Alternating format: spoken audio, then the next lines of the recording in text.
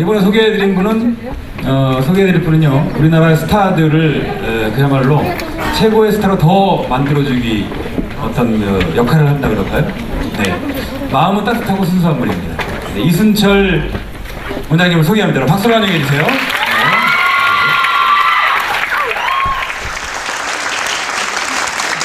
네, 안녕하세요. 이순철 원장입니다. 반갑습니다. 네.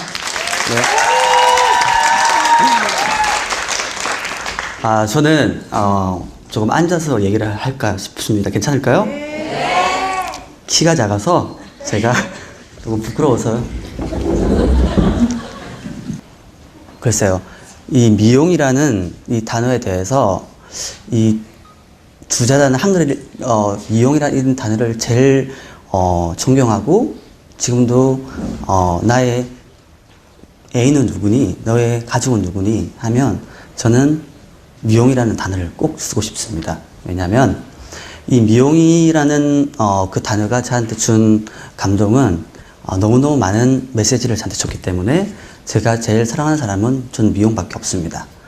저는 원래 미용을 관심 있었던 사람도 아니고, 미용을 좋아했던 사람도 아니고, 관심이 전혀 없었어요. 저는 여러분들 아시나요? 혹시 거제도 아시죠? 저는 거제도에서 올라온 아주 굉장히 섬소년입니다. 섬소년이고, 삼남 삼녀의 막내예요. 막내인데 굉장히 보수적인 성격을 가졌고요. 지금은 아니지만. 원래 저는 납땜을 하던 사람이에요. 납땜. 네, 저는 공고 출신입니다. 공고생입니다. 예, 구미에 있는 전자공고, 예, 전자통신과를 나왔습니다. 나와서 프로그램도 짜고 통신도 하고. 진짜로 미용하고는 진짜 거리가 멀죠. 제가 생각해도 지금 깜짝 놀랄 것 같은데, 그거를 계기로 해서 저는 그랬던 것 같아요. 학교를 다니면서 제가 생각한 거는 공대를 가서 진짜로 엔지니어가 되고 싶은 사람이었거든요. 그런데 참 이게 나의 인생에 있어서 첫 번째 변천사가 온 게 바로 19살 때였던 것 같아요.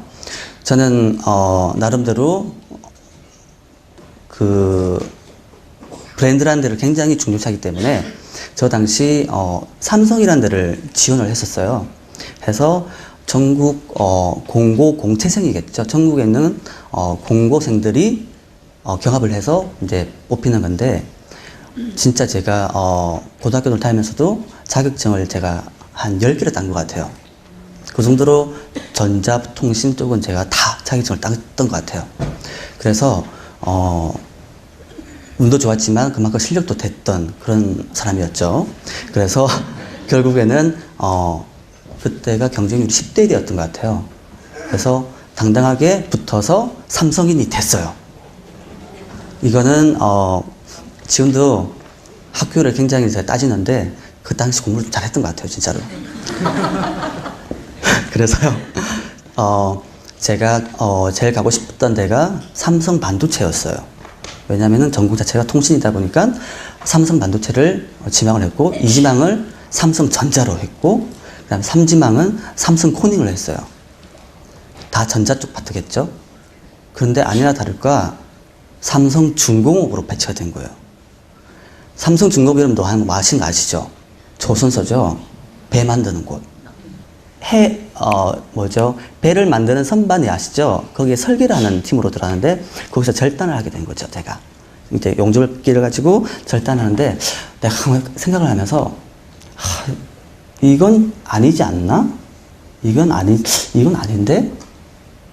그래서 제가 150명 중에서 첫 번째로 그만뒀어요. 저는 제가 제일 좋아하는 단어가 미용 다음에 누가 먼저 하냐가 제일 중요하거든요. 누가 먼저 하냐. 저는 제일 중요시하는 단어가 누가 먼저 할 건데. 이따가 그런 얘기를 해드릴게요.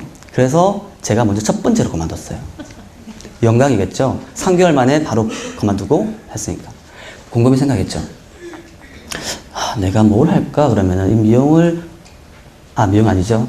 이 조선소에 나가서 내가 과연 어떻게 이 사회를 진짜로 어떻게 한번 펼쳐볼까 하다가 딱 그때 생각한 게 지갑을 열 수 있는 사람이 남자보다 여자죠. 아닌가요? 이 여자의 지갑을 열 수 있는 직업이 과연 무엇일까? 진짜 그때마다 똑똑했던 것 같아요. 19살 때 그런 생각을 한 자체가 너무 대단한 것 같아요. 지금 생각하면. 어쨌든 그래서 미용이라는 걸 해보자 해서 바로 올라갔죠. 서울로. 그래서 저는 미용실이라는 데를 처음 가본 게 그때였던 것 같아요. 20살 때였던 것 같아요. 저는 그전에 이발소로 다녔지 미용실이라는 데는 절대 경상도 아시죠? 남자가 무슨 미용실 가서 머리를 자르고 말도 안 되는 소리 하지 말라고. 그래서 미용실을 갔는데 그때 그 미용했던 아티스트 분이 그러더라고요. 우리 여러분들 그때 그 당시 저 1994 응답하라를 보면서 진짜 요즘 많이 공감을 하는데요. 제가 그 시절 때였던 것 같아요. 그때 유행했던 머리가 유승준 씨 머리였어요. 이 양가닥 2개 이렇게 남겨가지고 그 머리가 되게 유행했거든요. 저도 그때 이제 그 머리를 아티스트 분이 저한테 이제 추천을 해줬어요. 그러면서 브릿지 하나에 5,000원이라고 해서 뭐 3개, 4개 넣으면 뭐 4, 5만 원 되겠죠? 이렇게. 그리고 난 다음에 티를 내는 거예요. 오늘 특별하게 다 해주겠다고. 약이 남아서 해준 것 같아, 지금은. 그게 그 당시 몰랐을 때는 몰랐는데 알고 나니까 약이 남아서 해준 거구나, 그때는. 버리긴 아깝고, 그래. 좀 티도 내고 싶으면서. 여러분들 그런 거 공감하시죠? 그 고객들한테 그 은근히 또 그런 거 티 내시잖아, 그죠? 특별하게 진짜 해주고 싶다고 막. 어쨌거나 그렇게 해서 이제 학원을 가서 학원 자격증을 보통은 3개월, 6개월 걸렸는데 저는 한 달도 안 걸렸어요. 또 자격증에 민감한 사람이라서 자격증을 진짜 한 달만 땄던 것 같아요. 이론을 집에서 공부를 했고 실기를 바로 미학원에 접수를 해서 진짜로 그 당시 제 동기가 160명이었나요? 160명 학원 중에서 남자가 5명이었어요. 그렇게 해서 이제 미용학을 이제 자격증을 따고 제가 첫 번째 미용을 시작한 데는 저는 준호 헤어라고 아시죠? 제가 준호 출신이거든요. 그래서 준호에서 이제 1년 반을 이제 하다가 이제 군대를 가게 됐겠죠. 그래서 이제 군대 제대를 하고 이제 제가 이제 부산 이가자 미용실을 들어갔었어요. 부산에 이제 군부대여가지고 했다가 제가 제 스승님이 있었지만 저 옆에 있었던 실장님 실력을 너무 좋아서 저는 배우고 싶었어요. 근데 그 선생님이 오픈 3개월 뒤에 자기 샵을 오픈한다고 저한테 얘기를 하더라고요. 그래서 제가 먼저 얘기했죠. 저는 실장님 실력을 대해서 배우고 싶다. 우리 스승님을 버렸죠. 그런 경우 있지 않나요? 있죠. 그래서 저는 그 사람 따라갔어요. 과감하게. 따라갔는데 진짜로 충격적인 게 뭐냐면 동네로 갔어요. 동네 일반 진짜 우리 아시죠? 이런 아파트 단지에는 의자 2개 놔두고 하는 거. 그래서 거기서 나랑 그 스승님이랑 둘이서 일을 했어요. 거기서 이제 선생님 실력을 이제 다 배웠죠. 가져왔죠. 와서 스승님이 먼저 가라 그러더라고요. 서울로 다시 가라. 멋있는 분이죠. 혼자 사셨어요. 그래서 왜냐면 그 당시에 1인 샵은 스태프들 안 갈라 그래요. 그거 다 해야 되죠. 청소 다 하고 누가 가 있어요 진짜로. 그래서 선생님 혼자 하셨어요 그냥. 그래서 저는 다시 이제 서울로 와서 제가 생각했던 분야가 뭐냐면 청담동 문화였어요. 이 청담동 미용이 얼마나 대단한지 한번 겪어보자. 그래서 경력 3년 때 청담동으로 올라왔죠. 올라왔는데 그 당시에 가장 핫한 샵이 저 지금도 제가 너무나 존경하는 원장님인데 조성아 뷰티폼이었어요. 거기에는 지금 훌륭하신 현태 원장님 부터 선미 원장님 모든 아티스트의 집합체가 바로 조성아 뷰티폼이었거든요. 그래서 스텝 1명을 뽑는다고 공지가 와서 그걸 알고 시험에 응시를 했는데 150명이 지원을 한 거예요. 그 샵에. 그 정도로 우상이었던 거죠. 그래서 과감하게 면접을 보러 갔죠. 저 굉장히 이론적, 실기적 굉장히 뛰어난 사람이잖아요. 자격증을 땄으니까. 그래서 진짜로 1차, 2차 다 붙었었어요. 마지막 3차 인성에서 떨어졌어요.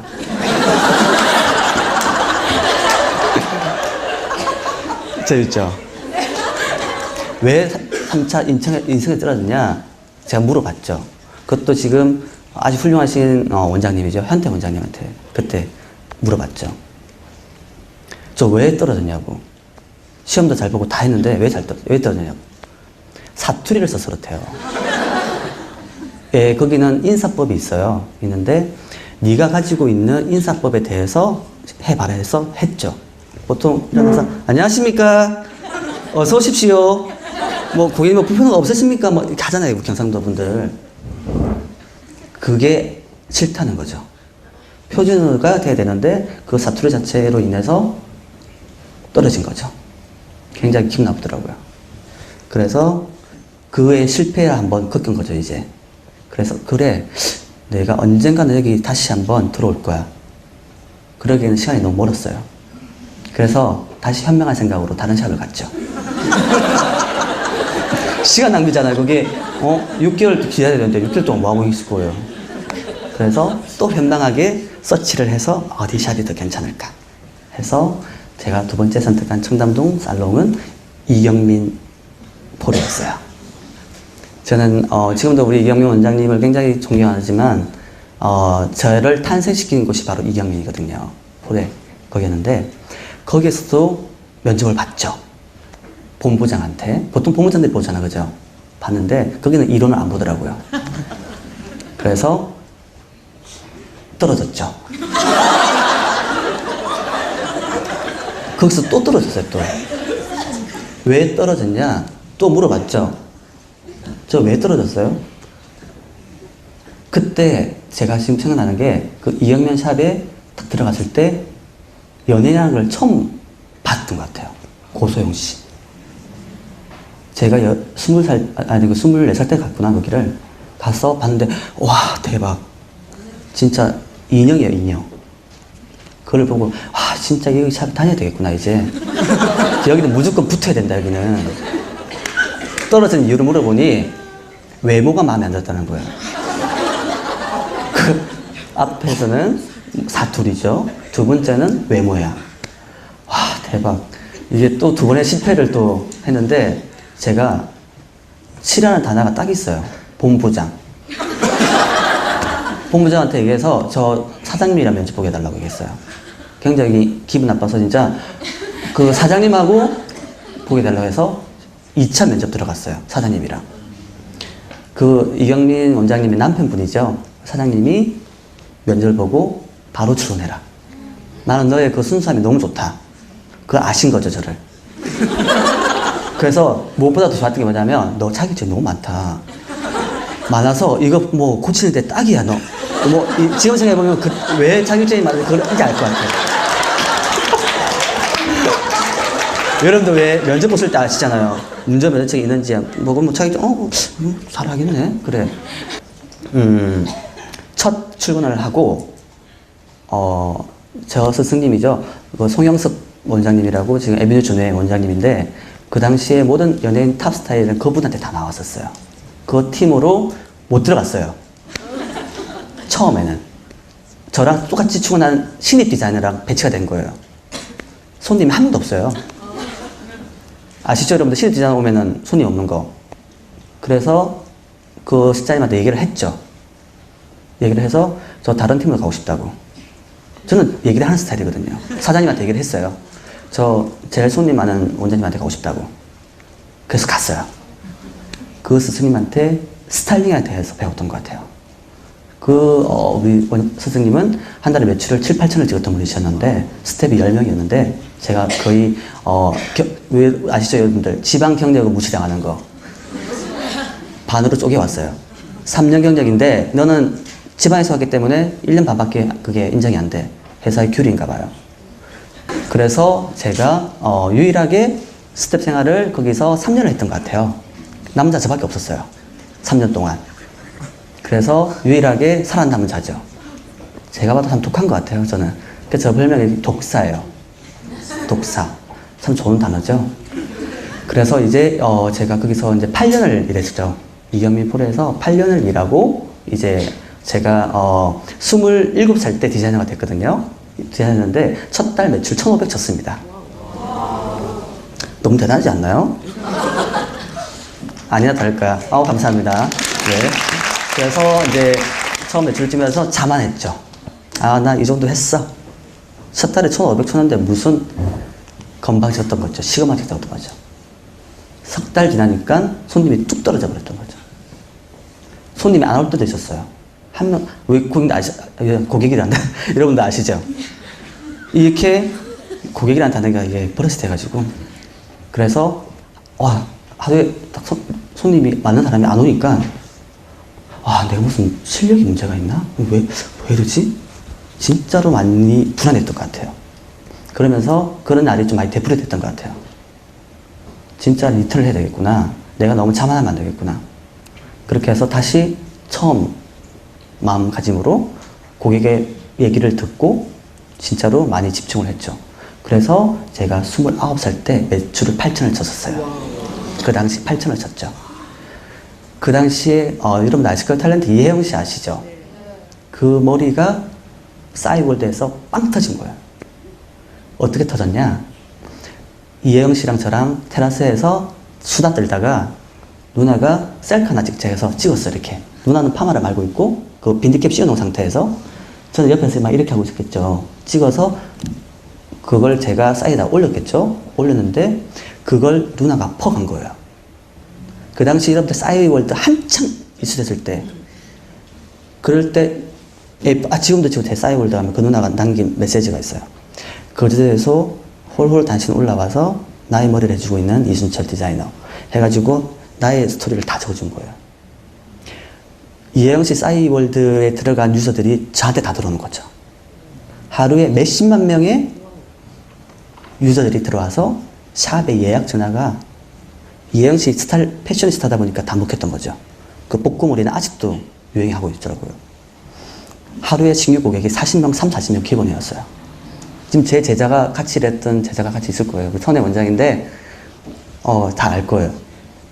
여러분들 테크닉 중에 이혜영 씨 머리는요, 우리는 하루 종일 그 머리밖에 안 했어요. 저는 커트 상담할 필요가 없었어요. 고객님, 다른 거 추천하고 싶어도, 이혜영 씨 머리. 얘들한테 새로운 기술을 보여주고 싶어도, 안 되었던 거죠. 그래서, 그 당시 일반 파마를 했거든요. 롯데가 253호였어요. 235를 인하우스로 말았는데, 우리 스텝 애들은 눈 감고도 이제 235예요. 얘네들은 롯데 235가 수량 비상이에요. 수량이 없어요. 3, 40명씩 와봐요. 진짜 이거는 롯데 235가 그냥 난리 났던 거죠. 진짜 그 머리가 빵 터지면서 진짜 매출을 7, 8천까지 해서 이순철이라는 단어가 그때 처음 부활을 했던 거죠. 그래서 제가 이제 거기서 제가 29살 때까지 있다가 또 이제 생각의 패턴이 또 틀어졌던 거죠. 내가 이제 경영을 배워야 되겠구나. 경영을 잘하는 데가 어딘지 서치를 했죠. 바로 지금도 너무 존경하는 브랜드죠. 라부티콰였죠. 라부티콰로 이제 스카웃이 들어왔죠. 그래서 미팅을 했죠. 제가 쉽게 미팅을 하는 스타일이 아닌데 3번의 미팅을 하고 3번째 허락을 했어요. 그 당시 사이드로 10군데 샵을 더 스카웃을 받았었어요.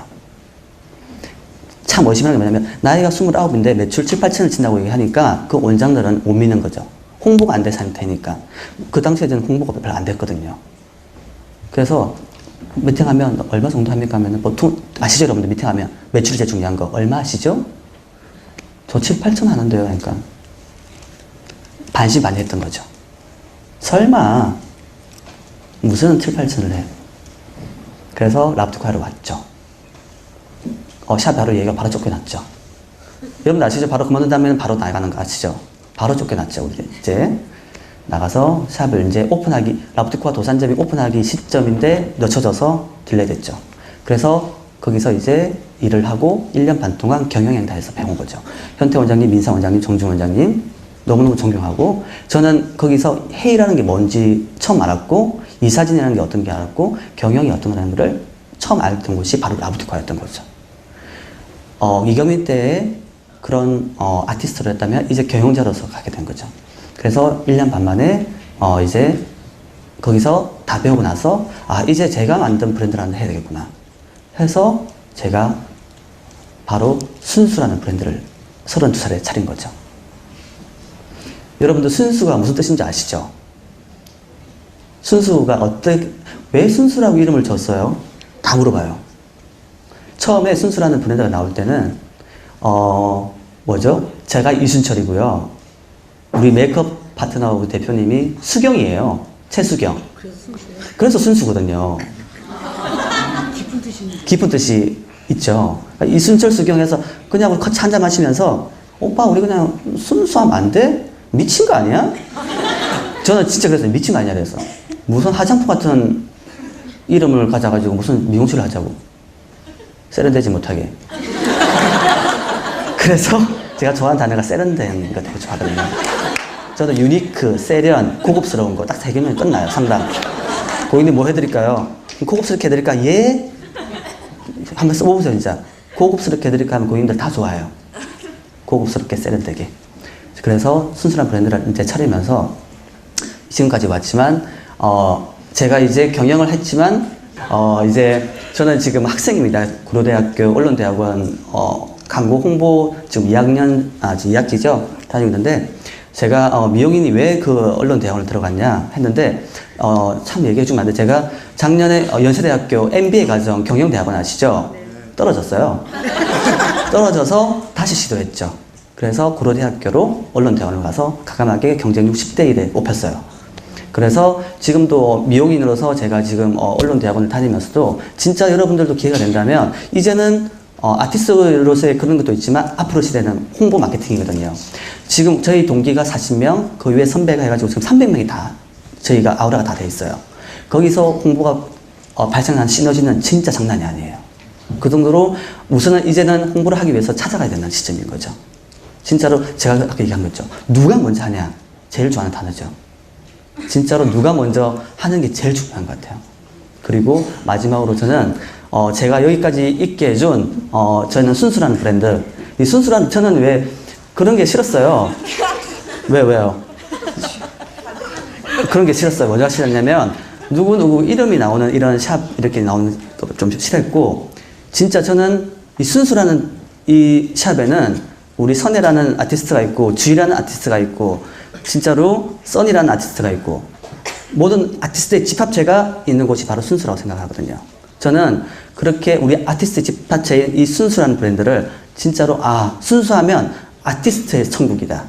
그걸 꼭 실현시키고 계속 저는 순수라는 브랜드를 진짜 여러분들한테 상기시키고 진짜로 여기까지 와준 우리 순수 직원도 있지만 너무너무 사랑하고 저의 봄을 이루는 다른 사람 없습니다. 저는 저희 가족이 봄을 이루어요.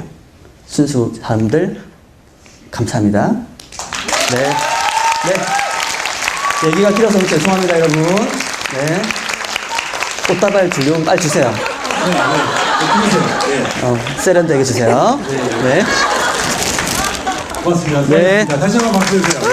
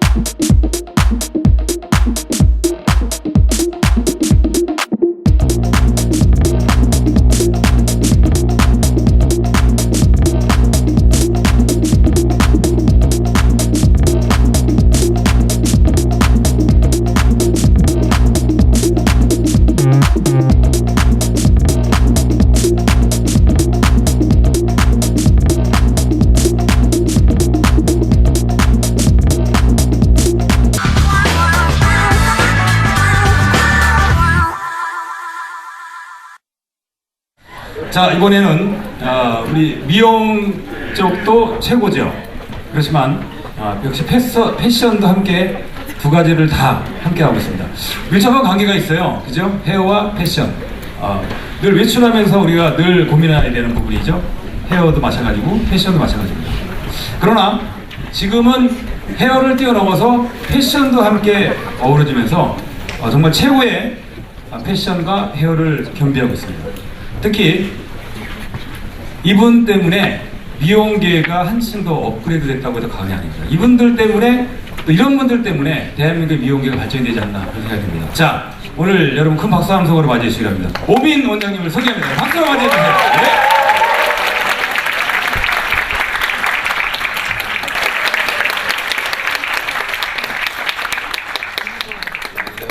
네. 고민입니다. 사실 제가 어저께 그 2014년도 아모스 팀 이 트렌드 쇼를 거의 멋진 4명의 멘토와 함께 무대를 올리고 준비하느라고 사실은 제가 많이 준비를 못했습니다. 그렇지만 오늘 제가 여기 나온 것은 어떤 우월감을 보여주려고 하는 것이 아니라 내가 살아왔던 것, 내가 해왔던 것, 그런 것을 여러분들과 함께 공유하고 또 여러분들이 새로운 세계의 미용이 있다는 것을 다시 한번 알려주고 싶었습니다.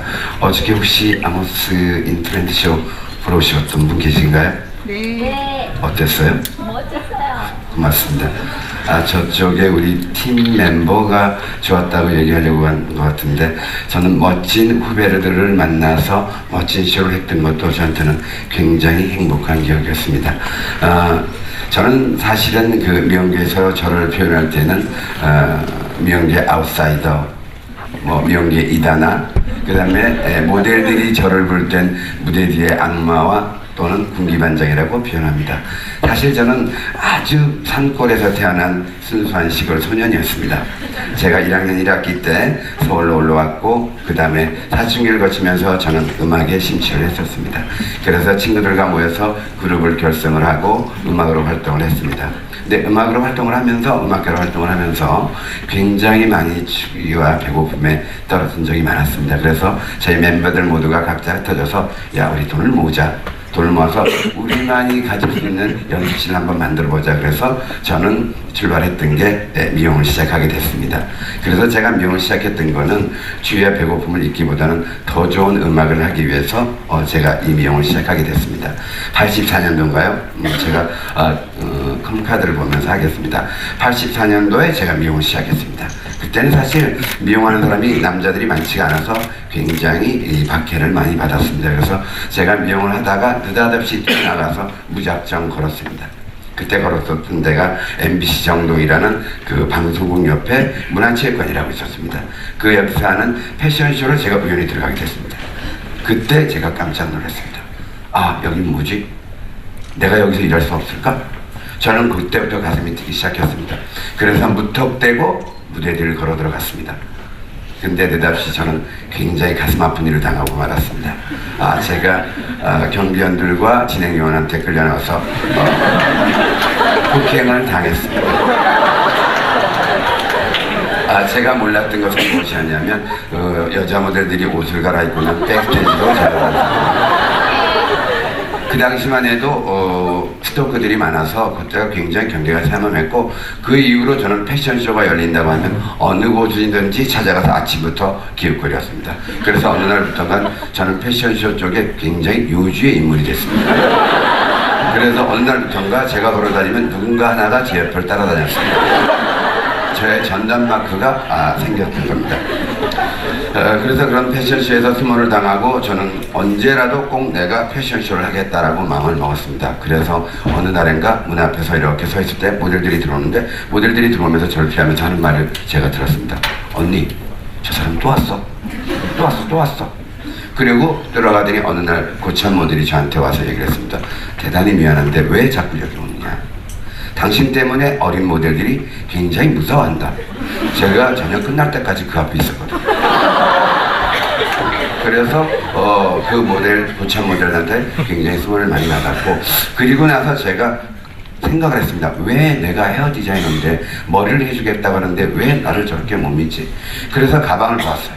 드라이롤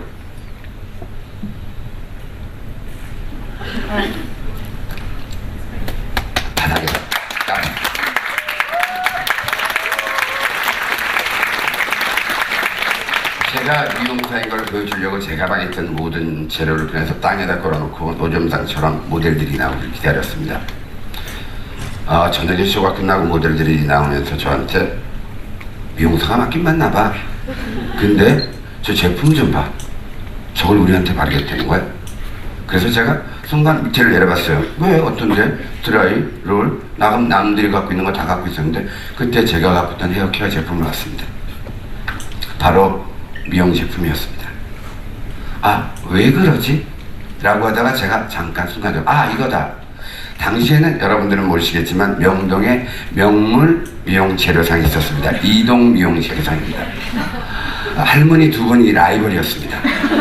할머니들이 바구니에다가 미팔군에서 나오는 비달사순이나 폴미첼이나 이런 외제 제품을 뒷거래라 그러죠. 가지고 나와서 거기다가 머리에 이고 각 미용실마다 거기엔 뭐가 있느냐, 아주 맛있는 우리들이 배고픔을 갖고 있었던 김밥과 떡, 기타 등등의 미용 제품하고 같이 들고 장사를 와서 미용실에 저녁에 옵니다.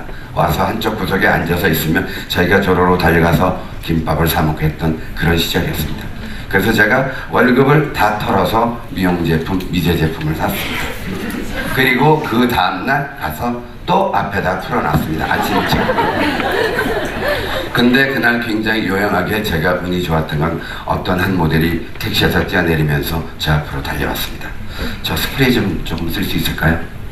저는 바로 자리에 세워놓고 스프레이만 빌려준 것이 아니라 비닐로 완벽하게 고정을 시켜주었습니다.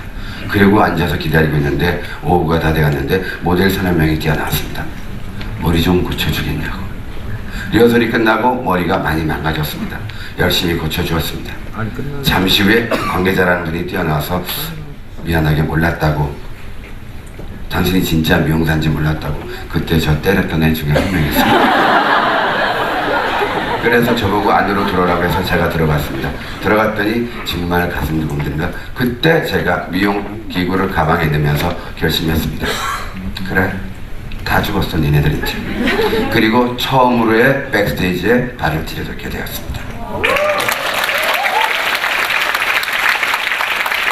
그렇게 해서 저는 열심히 최선을 달리고 있었고, 그렇게 해서 제 백보드 스토어들에는 수많은 스케줄이 들어오기 시작했습니다. 그때 저는 일하는 원칙을 갖고 있었습니다. 어느 토요일 날인가 어떤 작은 중소기업에서 패션쇼를 해달라고 저한테 스케줄을 넣었습니다. 그런데 그 다음날 똑같은 날 비슷한 시간에 대기업에서 하는 패션쇼를 저한테 의뢰를 했습니다. 전 거절했습니다.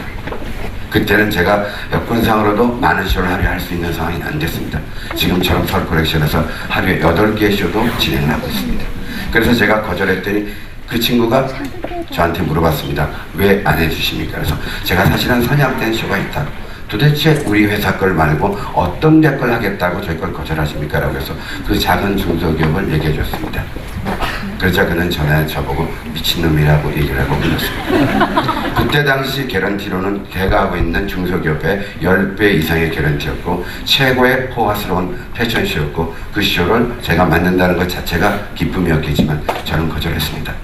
토요일 쇼 패션쇼 하는 날 아침에 대표와 담당자가 저한테 눈물 글쓰며 감사하다고 얘기했습니다.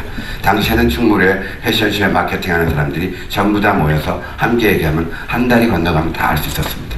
얘기를 들었다고 합니다. 그 큰 기업에서 하는 걸 거절하고 제 거를 해주었다고, 감사하다고. 저는 그렇게 해서 쇼를 하게 되었습니다. 제가 목소리가 조금 변한 건 어저께 쇼를 연출하면서 목소리를 너무 질러서 이렇게 좀 허스키하게 됐습니다. 이해해 주십시오. 그렇게 해서 저희가 엄청난 폄하를 받았지만 저는 무사히 쇼를 끝났고 그 이후로 저는 충무로에서 이상한 놈, 정신병자, 돈을 줘도 안 하는 놈. 중요한 건 저 사람한테는 스케줄을 집어넣어야 된다. 그래서 그 이후로 6개월 전에도 6개월 후에 벌어질 쇼도 저한테 스케줄을 넣어줬습니다. 몇 월 며칠 날, 날짜가 언제야? 날짜가 안 나오는데 한 7월 달에 할 것 같아요. 그럼 그때 전화해. 하지만 내 백보드에는 까맣게 적혀가고 있었습니다. 그래서 저는 일에 대한 원칙을 갖고 있었고 제 일에 대한 소신을 갖고 있었습니다. 그렇게 열심히 패션쇼가 많았기 때문에 저는 저희 스태프들과 밤을 새워가며 저희 미용실에는 때로는 가발 공장처럼 빵을 먹어가면서 마당 그 돗자리를 깔고 소품을 밤새워 만들었습니다. 그런 멋진 나의 스태프들이 언젠가 제가 외국 촬영을 갔다 왔을 때 아침 조회 때 저에게 요구를 했습니다. 몇 월 며칠 그날은 절대 스케줄을 잡지 말아달라고. 그래서 제가 물어봤습니다. 우리를 이렇게 멋지게 우리를 좋아하는 이 스태프들을 어떻게 거절하고 몇 날 며칠 날 6개월 후에 무슨 쇼가 잡힐지도 모르는데 어떻게 거절을 하냐. 그러면 안 하셔도 됩니다. 그리고 2주 동안 아침 조회 때마다 저희한테 똑같은 질문을 저를 유발을 해서 결국은 제가 행복했습니다. 항복을 했습니다. 도대체 뭔데 그날을 비워달라고 하느냐. 오케이, 약속하셨습니다. 그날은 스케줄을 잡지 않는다는 걸.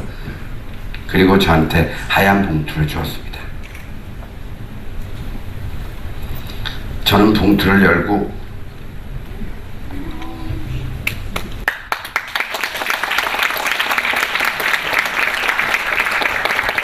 보지를 못했습니다. 그 속에는 삼성의료원 재종합건강진단을 권하는 영수증과 날짜에 대한 확인표였습니다.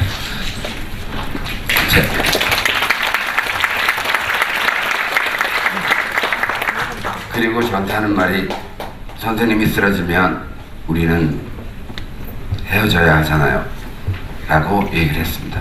그렇게 우리는 열심히 달려왔습니다. 그리고 저는 스태프들에게 얘기를 했습니다.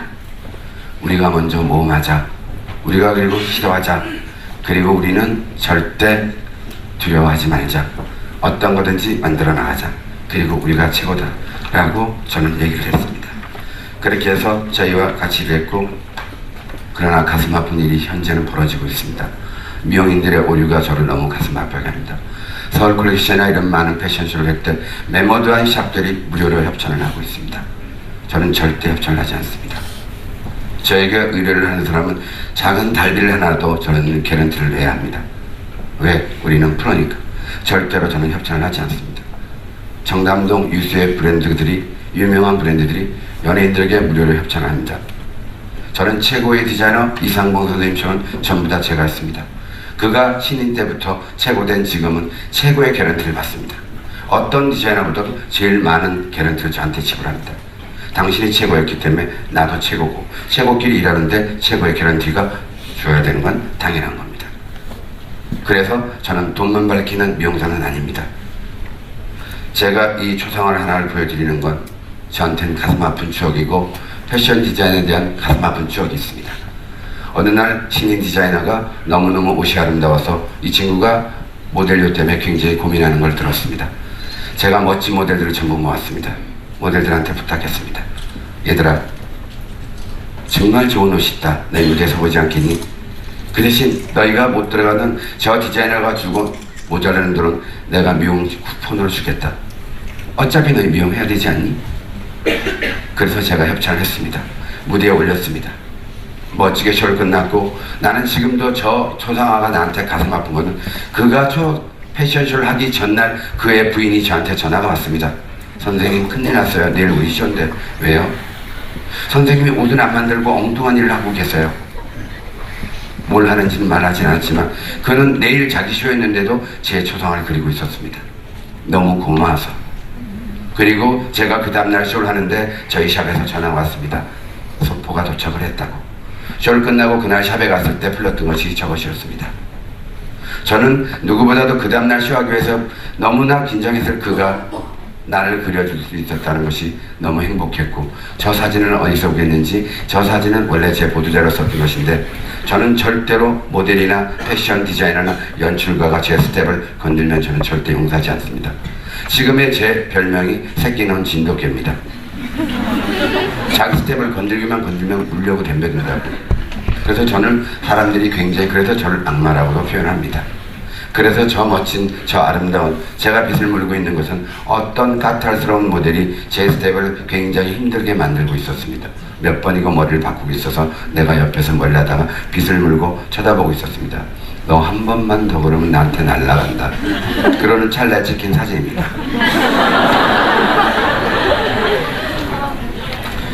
그리고 저는 수많은 그 외국 디렉팅을 제가 나갑니다. 그럴 때 제가 수많은 패션쇼를 할 때는 항상 저는 스텝과 동행을 합니다. 저한테 때로는 비즈니스 자석이 나올 때 저는 이코노미룩을 바꿔서라도 한 명의 스텝을 더 데리고 가려고 합니다. 왜냐? 수많은 외국에 제가 나가봤지만 외국을 한번 갔다 오면 그 나라의 작은 정치나 문화, 경제를 느끼고 오면 훨씬 더 성숙하는 걸 느꼈습니다. 그래서 저는 어떤 경우를 막론하고 제 스텝이 가야 되겠고 가끔 현지의 스텝들을 동요하라고 동시에 같이 하자고 얘기를 할 때 저는 당당하게 거절합니다. 비율을 어떻게 할 거냐? 당당하게 우리가 많이 갑니다. 돈이 많이 들겠죠. 전 끝까지 사서 합니다. 왜? 내 새끼가 한 명이라도 더 가면 나는 행복하니까. 그래서 저희는 비행기에 오르고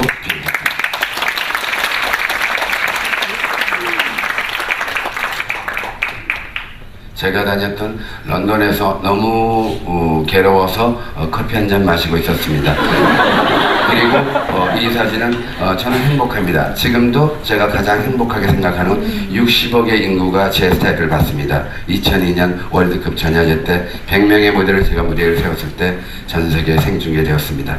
그리고 2012년도 런던 올림픽 때 빅토리아 앤 알버트 세계 5대 박물관에서 이상봉 선생님과 제가 쇼를 하러 갔습니다. 그때 전 세계에서 5번째로 샤넬을 포함해서 저희가 쇼를 하게 되었습니다. 그때 쇼를 하게 되었던 것이 여러분들한테 보여드리지만 다양한 주제로 하게 되었던 것입니다. 제가 외국에 갔을 때 모든 스태프들하고 작업했었습니다. 그리고 저는 이제 교육을 시작했습니다. 그것이 바로 팀 코사프스가 함께하는 저희 아카데미입니다. 왜? 저는 정말 멋지게 길러서 여기 있는 여러분들께 멋진 스텝으로 여러분들한테 보내주고자 합니다. 그래서 저는 존경받는 헤어 디자이너가 되고 싶고 절대로 그래서 저는 그렇게 그들에게 묻고 싶습니다. 기존에 협찬하고 있는 미용실들한테 당신들이 무료로 전부 다 제공을 해주면 차후에 내 스텝은 뭐라고 얘기를 해야 될까요? 우리 원장님과 우리 선생님들이 다 무료로 해줬는데 난 뭘로 해드려야 될까요?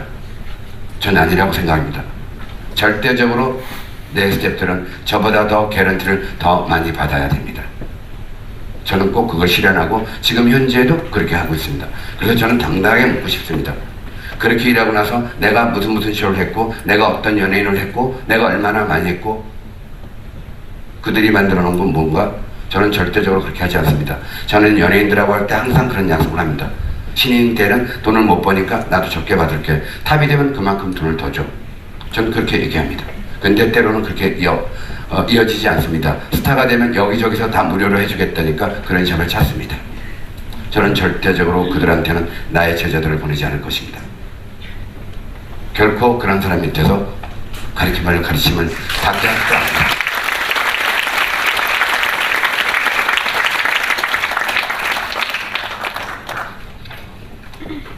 저는 모험을 좋아하고 시도를 좋아합니다. 얼마 전 저는 새로운 도전을 했습니다. 제 분야가 아닌. 그 첫 번째는 2014년 벌였던 서울 모터쇼였습니다. 저한테 수많은 외제 수입 브랜드들이 저한테 헤어 메이크업을 해줄 것을 요청했습니다.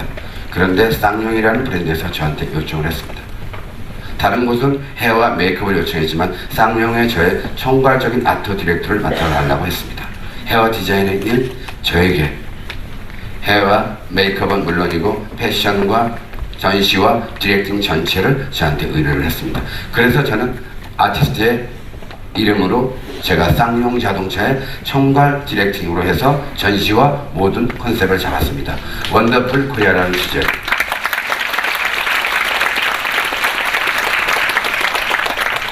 그래서 저는 과감하게 이 시대에도 저기 모터쇼 시장의 흐름도 바꿔나왔습니다.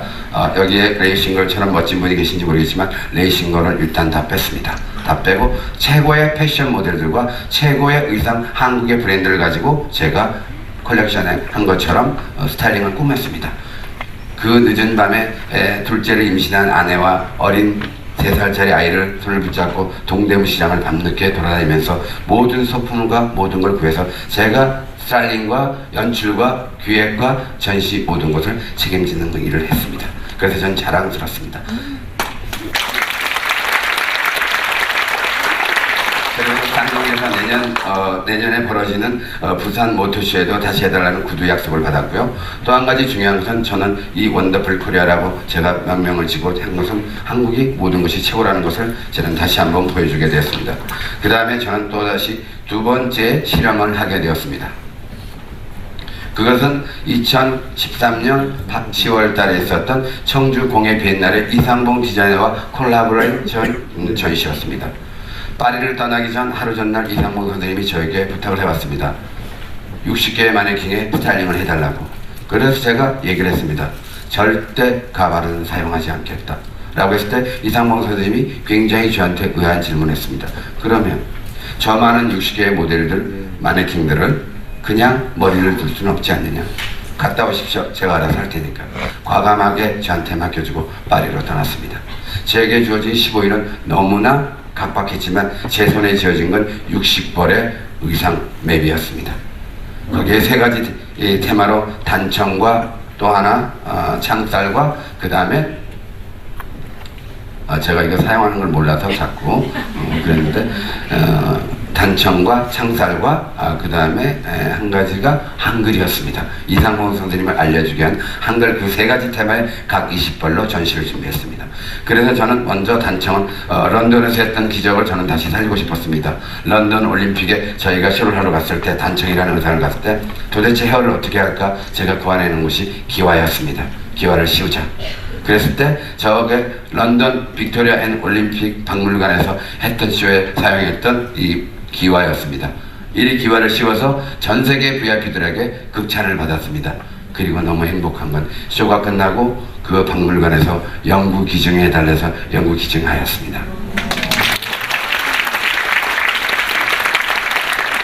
언젠간 저 작품이 전시될 때 코리아의 작은 헤어 디자인, 코리아라는 작은 나라에서 온 헤어 디자이너가 만든 것이고 이 전시장에서 쇼를 했다는 것을 전 세계 국민들이 와서 전시하는 그날을 기다리고 있습니다. 단청을 저렇게 준비하여 전부 세팅을 해서 기와를 다시 한번 런던의 기적을 한글 콜라보레이션에서 제가 준비를 했습니다. 두 번째 제가 준비한 것은 한글입니다. 이 한글은 뭐냐면 제가 밤을 새워서 생각을 했습니다. 어떻게 표현해야 될까.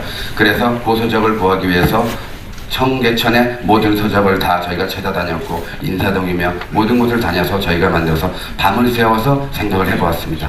사람 얼굴을 또 접고 또 접고 또 접어봐서 어느 밤을 새워 접었던 그 책에서 제 손은 시커멓게 먹물로 물들었지만 저 멋진 가발을 사용하지 않는 사람의 얼굴을 만들어서 한글과 훈민정음을 했습니다. 그렇게 해서 전시를 해서 전시장에서 포토라인을 했습니다.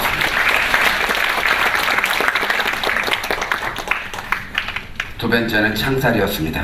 창살 어떻게 표현할까? 창인데 그래서 전 창이라는 것은 곧 빛이라고 생각했고 빛은 곧 눈이라고 생각을 했고 눈에서 우리가 보여줄 수 있는 건 안경이었고 그래서 그 안경을 구하기 위해서 저는 모든 남대문의 안경집을 뒤졌고 거기서 무료로 나오는 사용하지 않는 것을 구해서 정말 저 작은 걸 구멍을 뚫어서 드릴로 작은 피스를 핀셋으로 꼽아 하나하나 20개의 작품을 만들었습니다. 그리고 그 작품을 밤새워 집에까지 가져와 화장실에서 만들며 20개를 완성시켰던 저의 작품이었습니다.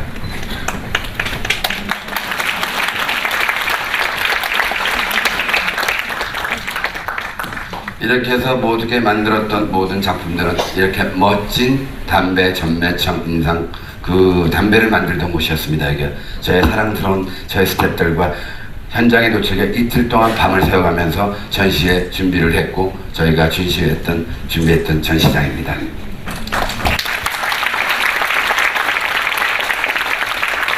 저는 저희 스태프들한테 얘기했습니다. 그 다음날 전시장에 갔을 때 이상원 선생님이 파리에서 도착했습니다. 저와 만났습니다. 저를 껴안으면서 얘기했습니다. 미나 고마워. 난 행복해. 그리고 우리는 쇼를 하기 위해서 한글 쇼를 위해서 다시 백스테이지 무대로 들어갔습니다. 저는 이렇게 제가 성공했다고 여러분들한테 말하고 싶지는 않습니다. 제 모든 마음에 갖고 있는 모든 것을 저희 식구들하고 얘기합니다.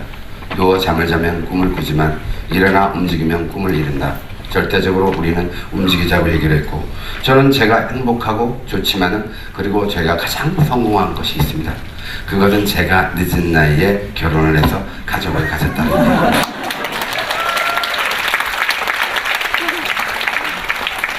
제가 49에 결혼을 해서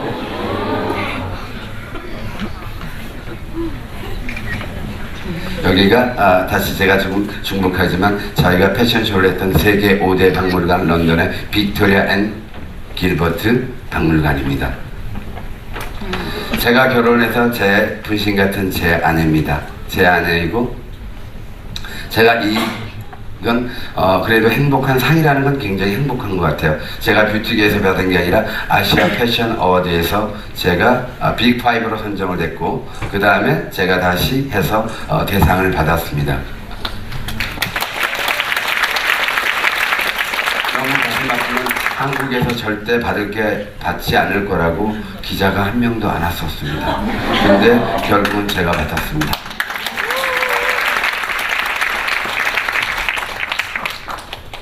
그리고 사랑하는 제 딸입니다. 저는 제 딸 오아유와 올 7월 1일에 낳은 제 아들 오승백입니다. 이렇게 저는 가족이 저한테는 가장 소중했고 제가 가장이라는 것을 얻은 것은 저한테는 가장 큰 성공이었다고 생각을 하고 있습니다. 어느 날 제 딸아이가 패션쇼에 제가 데려간 적이 있습니다. 굉장히 큰 사운드에 내 아이는 놀래서 울었고 그 다음부터 그 아이는 아빠가 일을 하러 가면 쿵쾅쿵쾅 하러 가? 라고 물어봅니다. 내 아이가 말하는 패션쇼는 쿵쾅쿵쾅입니다. 어느 날 제가 아침에 짐을 그리고 일을 하러 밖으로 나갈 때 제 아이가 저한테 문 앞에서 합니다. 아빠 쿵쾅쿵쾅가? 응. 아빠 쿵쾅쿵쾅 잘하고 올게. 그리고 저는 새벽을 떠나서 갈 때 인천을 가기 위해서 리무진 버스 안에서 제 딸아이의 얼굴을 기억합니다. 이 아이는 저에게 그렇게 얘기합니다. 여러분 감사합니다.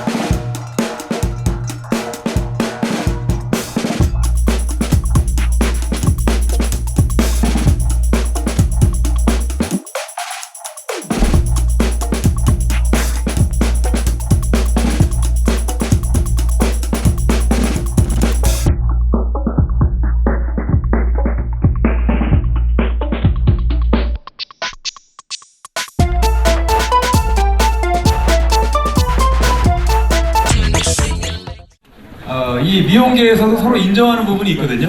그렇죠? 아, 저분은 뭘 잘한다. 아, 저분은 또 이거 아주 뛰어나다. 네. 감히 말씀드리는데 그 헤어 커트의 명품, 장인 뭐 이런 말씀들을 좀 많이 하십니다. 네, 헤어 성형가라고 할까요? 거기에 갖다 붙여도 가언이 아닌 것 같습니다. 네, 민경 원장님 소개합니다. 박수 환영해 주세요. 네.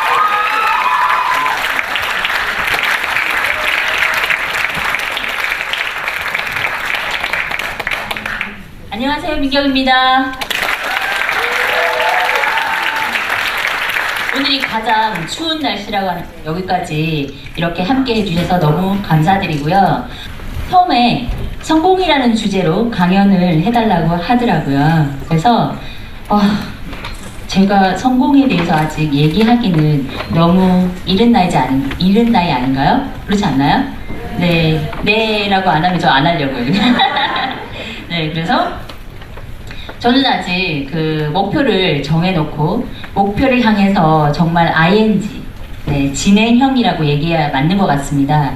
지금 정말 너무나도 우리 그 파비안 H, 파비의 식구들이 자기 개발을 하면서 고객님들하고 함께하는 시간, 네, 이거 말고도 아침 저녁으로, 네, 제가 너무 이 그 힘든 오너를 만나서, 네, 공부라는 거를 해야 한다는, 디자이너의 삶을 살으라는, 네, 그 사명을 가지고, 네, 계속, 예, 살아가고 있는데요. 오늘, 네, 첫 장을 이렇게 열었습니다. 네, 나는 왜 컷을 하는가? 네, 이 말은 나는 왜, 예, 이 일을 하는가입니다. 공부를 굉장히, 예, 많이 했습니다. 그리고 집요하게 했거든요. 그랬더니 아마 여기 있는 분들은 많이 공감을 하실 텐데요. 디자인을 하면서, 네, 자기 디자인에 대한 그런 만족감, 이런 것들, 네, 자신들은 다 알 것이라고 생각합니다. 네, 그런데 저도 처음에는 물론 그랬겠죠. 예, 그래서 지금도, 네, 알고 싶은 것이 너무 많아서 공부를 열심히 하고, 헤어 공부뿐만 아니라 하나의, 예, 그런 저의 나무, 예, 뿌리를 딱 헤어라는 걸 심고 나니까, 네, 그 다음에 추리, 예, 그런 헤어에 필요한, 네, 그런 것들, 네, 그래서 도자기도 공부를 하고, 네, 수학이 뭘까, 과학이 뭘까, 수학의 원리, 과학의 원리, 네, 이런 것들, 그리고 드로잉, 네, 이런 것들은 우리 파비안 H 식구들과 함께, 네, 많이들 공부하고, 그리고 지금도 자기 개발을 하고 있습니다. 예를 들어서 또 12월 2, 3일이면 일본에서 강사를, 예, 저희 샵에서 초청을 했습니다. 네, 퍼스널 아이덴티티 컬러에 대한 그런 컨설팅 능력들을 뭐 더 개발하고, 네, 뭐 이런 얘기들이 있습니다. 그래서 공부를 끊임없이 하니까, 네, 제가 원하는 해답을 주더라고요. 수학이 뭐지, 과학이 뭐지? 정말 찾아가면서, 책을 찾아가면서 그 원리를, 네, 가지고 디자인을 하니까 만족도가 나오기 시작했습니다. 그래서 정말 내가 원하는 이런 답을 주는구나, 스탑할 수가 없었습니다. 이것이 나의 확고한 생각, 경험을 통해서 정말 얻었던 그런 것들이 나의 확고한 신념, 네, 이런 것들이 되더라고요. 그래서 이게 나의 운명이구나, 나 이 길 가라는구나. 런던에 가서 공부를 하면서도, 네, 미국에서 공부를 하면서도 정말 운명이라는 생각을 정말 너무나도 많이 했었는데요. 이게 저의 신념입니다. 예, 그래 오늘은 신념에 대해서, 그리고 사명감에 대해서도 함께 얘기를 할까 합니다. 네, 처음에는 저 민경에 대해서, 예, 말씀드리겠습니다. 그리고 두 번째는 파비안 H가 어떻게 생겼는지, 어떤 것을 갖고 있는지 여러분 궁금하시죠? 네, 거기에 대해서 말씀드리겠습니다. 그리고 마지막으로 제 꿈에 대해서 말씀드릴까 합니다. 네, 저 민경을 이렇게 한번 표현해봤습니다. 네, 숫자로요. 22가 제 나이일까요? 너무 대답이 작은데요. 네, 왜라고요? 누가 그러셨어요? 네?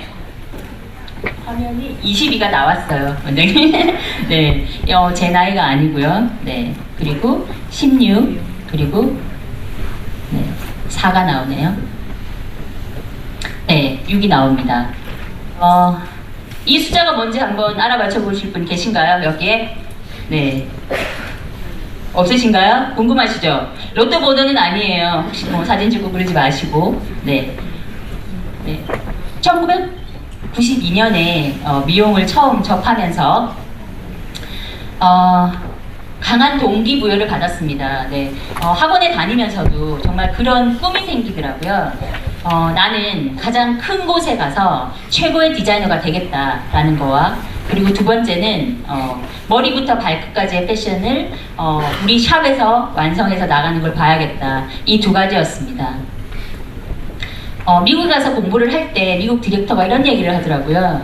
수업 중에 데모를 보이면서 지금 무엇을 향해 걸어가는가. 네, 여러분들 처음에 가졌던 그 초심, 그 목표 이루셨나요? 네, 이루셨나요? 죄송해요, 제가 잘 안 보여서. 네. 공부는 스탑하는 게 아니고요. 계속 하는 거더라고요. 왜 미용이 공부가 되면 안 되죠? 왜 미용이 돈을 벌어야 하는 수단이 돼야 되는 거죠? 네. 그거 누가 해야 되는 거죠? 우리가 해야 됩니다. 네. 저는, 13만 원의 월급을 받으면서 지금 1000만 원이 넘는 1200만 원에 가까운 그런 렌트비를 내면서, 네. 돈을 벌기보다는 내 이상을 향해 가는, 내 꿈을 향해 가는 그런 위치에 서 있습니다. 그 중심에 서 있습니다. 그것을 우리 파비안 H의 식구들과 함께 나누고 함께 공유하면서 함께 성공하자고 말합니다. 네. 물질적으로 갖다 바르고, 네. 뭐 잘났다고들 얘기하고 그런 거 말고요. 내 내면에서 내가 정직하게 내 영혼으로 할 수 있는 그런 디자인. 네, 이런 걸 말하는 거죠. 그래서 그 동기부여를 가지고 네, 처음 시작을 해서 93년에 이가자 헤어피스에 들어갔습니다. 원장님과 일을 하면서 수많은 그런 패션쇼, 예, 그때 스파였던 것 같은데요. 거기에 총괄을, 그 뒤치작거리를 제가 전담을 하면서 원장님한테 굉장히 야단을 많이 맞아가면서도, 네, 그렇게, 예, 일을 하고 배우고 했었죠. 그래서 2008년에, 예, 2008년까지 파비안 H 오픈할 때까지 처음에 입사해서 처음에, 마지막으로 퇴사를 하고 나오는데, 시간이 지나고 나니까 정말 이건 저의 자부심이 되었습니다. 네. 너무 쉽게 변하고, 네, 너무 쉽게 바꾸고, 네, 아무리 스피드의 시대고 속도의 시대라고 하나 그 변해가는 속에서 우리의 도덕성이라든지 이런 것들이 과연 함께 변해야 될까 하는 퀘스천이 네, 생기더라고요. 그리고 4라는 숫자는 16년 동안 이가자 헤어비스에서 일을 하면서 뉴욕을 가고 1년 동안 뉴욕을 가서 예, 공부를 하면서 돈이 없었습니다. 네, 한 4년 정도 시작했을 때부터 4년 정도 좀 빨리 디자이너가 되었던 편인데요. 200만 원을 돈 들고 가서 네, 잘 곳도 없고 영어도 못하고 네. 그런데 4년 동안 일을 하면서 이 배움이라는 게 뭔가 내 심장에서 움직이고 뭔가 뭐 이런 걸 원하는 게 있었어요. 그래서 누군가 저한테 미국의 뭐 미용실에서 사람을 구한다 갈래? 네, 뒤도 돌아보지 않았어요. 네, 간다라고 얘기를 했어요. 그리고 네, 비자를 만들고 뭐 티켓 사고 뭐 이렇게 하니까 200이 남더라고요. 네, 그 돈을 들고 갔어요. 갔는데 하루 이틀 뭐 잘 데가 없으니까 오너의 집에서 자야 됐고, 네, 근데 너무나도 큰 시련이 왔었어요. 제가 가니까 그 디자이너가 한 명이 있었는데 저 기다리고 있었더라고요. 나가려고. 네, 그래서 뭐 그날 저녁에 이렇게 오늘 몰래 가방을 들고 나갔는데 어디 가세요? 그랬더니 저 왔는데 처음 왔는데 첫날 그래가지고 너무나도 황당했는데 그 오너가 뭐 뭔가 안 좋은 게 있어서 그런 뭐 힘든 이런 것들이 있어서 그랬던 것 같습니다. 그런데 저도 역시나 거기서 버틸 수가 없어서 저는 목표를 가지고 갔고, 예, 공부를 해야겠다는 목표를 가지고 갔기 때문에 수소문을 했습니다. 그래서 뉴욕에 있는 지금도 너무나도 훌륭하게 하시고 계시는 김선영 원장님, 네, 김선영 미용실에 들어갔는데요. 정말 지금 나이가 많이 들었을 거예요. 그 후로 예, 굉장히 오랜 시간이 지난 것 같은데 가방을 내고, 가방도 명품 가방도 아니에요. 원장님 돈 없으시겠어요? 네, 명품 가방도 아니고 정말 뭐 이렇게 메이크업 가방 같은 거 이런 거 들고 다니시면서 뉴욕 어펄 클래스로 가서 디렉터 유명한 분 당신의 머리를 잘라보고 그리고는 그 디렉터를 섭외해 와서 우리한테 패턴을 가리킵니다. 미국 디자이너가 오죠. 예. 그래서 패턴, 그때 헤드에 선을 긋는 걸 배우게 됩니다. 그리고 계속 거기서 이틀은 공부를 하고 그리고 5일은 일을 하고, 근데 이틀 동안 배운 패턴을 버리는 게 아니라 네, 그거를 외우기 시작했습니다. 네, 스몰 섹션, 클린 섹션, 네, 그런 것들로 단련이 되어서 한국에 돌아왔더니 정말 뭐 수많은 연예인들과 네, 정말 많은 손님들을 만나게 되고 꽉 찬 하루를 보내게 되면서 하루에 정말 물도 한 잔 못 먹고 일을 하는 경우들이 굉장히 많았었거든요. 공부를 쭉 하고 그 2000년도까지 배웠던 그 모은 돈을 가지고 제가 정말 마음껏 배우지 못했던 그거를 다시 한번 결심을 해서 하게 되는데, 그때는 딱 두 가지를 가지고 갔습니다. 자신감, 다시 돌아오면 할 수 있게 되는 그 자신감과 그 다음에 에너지겠죠. 네, 그 두 가지를 가지고 2000년도에 다시 런던을 가서 2002년에 돌아와서 다시 이가자 헤어비스로 들어가서 마무리를 2008년까지 하고, 그리고 6이라는 숫자가 남았는데요. 여기서 파비안 H를 오픈하게 됐습니다. 6년 전에 2008년에. 그래서 파비안이 가지고 있는 그런 가치관이 뭘까, 여기에 대해서 여러분들과 함께 얘기를 나눠볼까 합니다. 첫 글자를 프리덤이라는 단어를 넣고 싶었습니다. 처음에 런던에 갔을 때 여기서 제가 그 영향력, 영감을 가진 거는 두 가지인데요. 하나는 파비안 H의 디자이너들의 어떤 철학과 정신이 되었으면 좋겠다 라는 생각과, 또 하나는 여기에 영향력을 준 것은 런던에 가서 공부를 할 때 정말 그 많은 그 젊은 영 헤어드레서들이 있잖아요. 그 사람들이 아이디어를 내고 그 아이디어를 함께 공유하고, 정말 완벽해 보이진 않지만 뭔가 모자라는 부족함이 있는 것 같지만 거기에서 신선한 충격, 또 어떤 문화적인 충격을 받게 됐습니다. 그런 미용이 한국에 있었으면 좋겠다라는 바람에서, 그리고 디자인의 어떤 기술에 대한 정말 그 자유로움이 있었으면 좋겠다. 제가 디자인에 만족하기 전까지는 이 심장이 정말 막혀 있는 것 같았습니다. 이걸 뚫고 싶은데 뚫리지가 않더라고요. 그런데 사스네트 공부를 하고 하나하나 하다 보니까 정말 내가 원하는 그런, 우리가 원하는 답인 것 같아요. 그런 것들을 하다 보니까 디자인이 굉장히 범위가 커졌어요. 제가 만족할 만큼. 그리고 고객님들이 내가 원하는 게 이거야. 저희는 드라이를 하지 않습니다. 드라이를 원하는 고객님들한테는 하죠.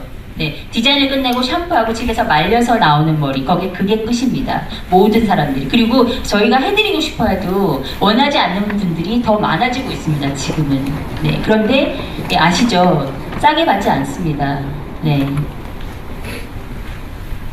두 번째로 아까 얘기했던 그 문화적 충격을 받고 신선한 그 영 헤어드레서들이 작품을 내면 그 런던의 그런 최고의 헤드 디렉터들이 그 아이디어들에 대해서 영향을 받겠죠. 그래서 아트라는 그런 글자를 넣었는데요.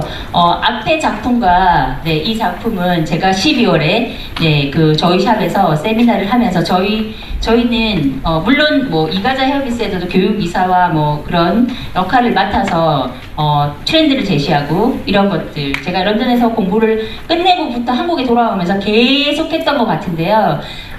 파비안 H를 오픈하고도 그 꿈을 포기하지 않고 그 세미나를 계속 했습니다. SS, 그리고 FW 이런 일들을. 그래서 많은 분들과 함께 공유를 하고 있는데요. 그래서 그런 아트적인 일을 하기 위해서 정말 짧고 긴 랭스의 믹스들, 디스커넥션 이런 것들을 도전하고, 가발입니다. 정말 가발이라는 일을 정말 하기 싫었는데 패턴이 있으면 이렇게 가발도 고급스럽게 나올 수 있는구나. 드라이를 이 중간에 있는 그런 이 머리는 정말 왁스 발라서 그냥 커트해서 이 머리를 왁스 발라서 그냥 흔든 머리예요. 만들지 않았어요. 커트가 이것이지. 혁신적인 이런 헤어를 만드는 그런 브랜드, 그런 가치를 담고 있는 그런 브랜드인데요. 이 작품은 마즈라인 팔머라는 그 브랜드에서 도브라는 디렉터가 한 것인데요. 이분을 1월에 초청했습니다. 많은 사람들과 공유도 하고 싶지만 21명의 그 저와 함께 교육 기본을 마스터한 그런 분들, 그런 분들을 모아서 각자가 함께 돈을 모아서 디렉터를 초청을 했는데 이분의 작품을 보면 멋지지 않나요? 정말 저도 마찬가지로 0.1mm의 오차가 없는 예, 정말 굿 밸런스의 그런 머리들을 만들고 싶습니다. 그래서 이노메이션이라는 그런 혁신적인 이 한국의 미용을 이끌어가는 브랜드의 어떤 예, 그런 의미를 담았고요. 그래서 그것을 예, 표현하고 많은 사람들이 함께 나누고 그리고 새로운 헤어스타일을 제안하고 네, 이것을 네, 대중들과 예, 그리고 뭐 연예인 이런 사람들에게 예, 어떤 머리를 누구한테 해도 그 사람한테 행복을 전할 수 있는 그 가치를 함께 나눌 수 있는 그런 브랜드의 예, 가치를 네, 담아서 파비안-H가 만들어졌습니다. 네,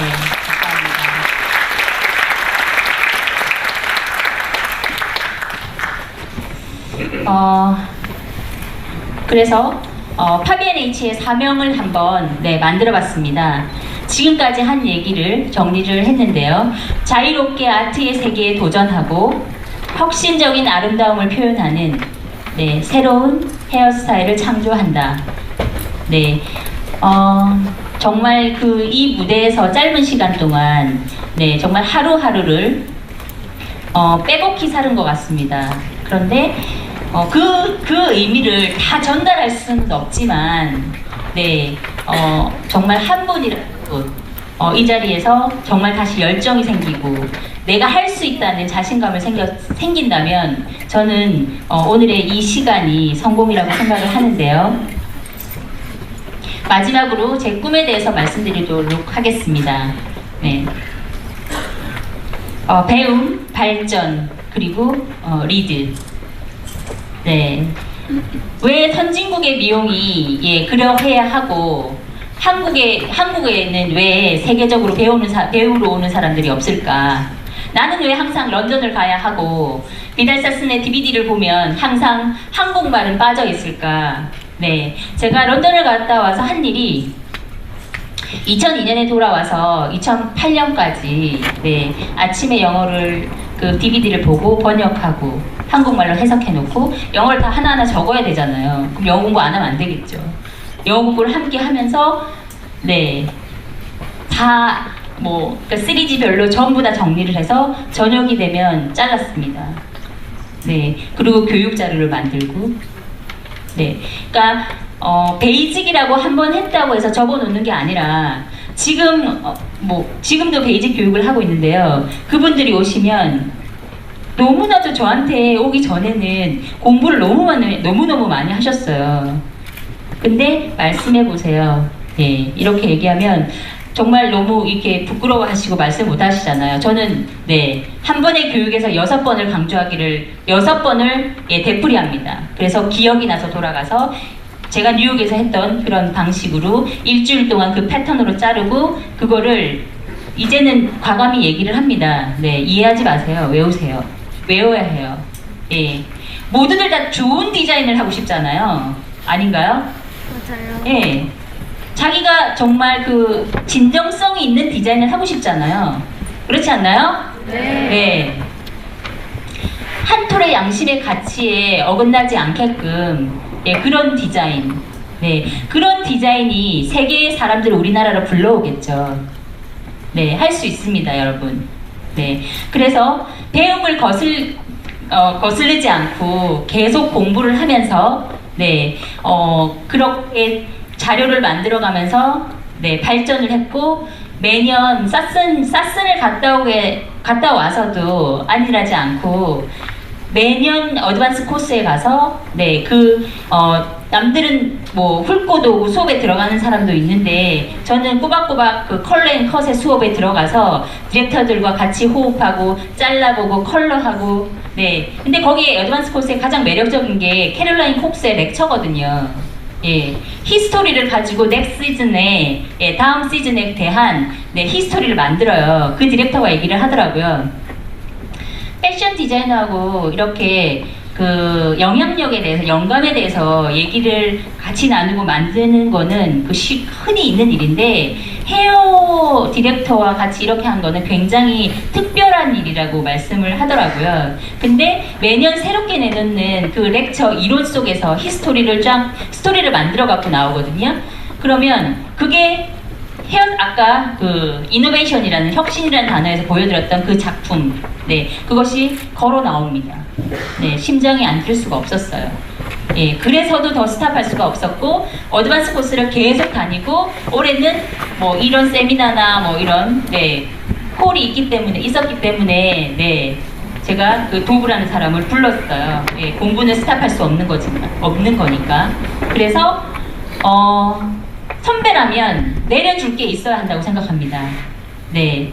예전에는 이거 어떻게 해요? 이렇게 하면 이론이 없잖아요. 네. 정말 철저하게 우리 자신을 네, 할 수 있다는 가능성을 가지고 만들고 리드하고 네. 그래서 파비안H는 준비하고 있습니다. 네. 함께 나누겠습니다. 네. 그래서 함께 나누고 네.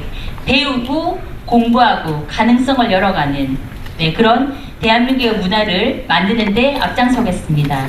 네.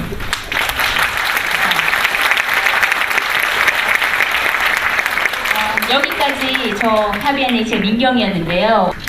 올해가 다 가고 있는데 네, 이런 좋은 자리를 주셔서 저도 정말 많이 공부를 했고요.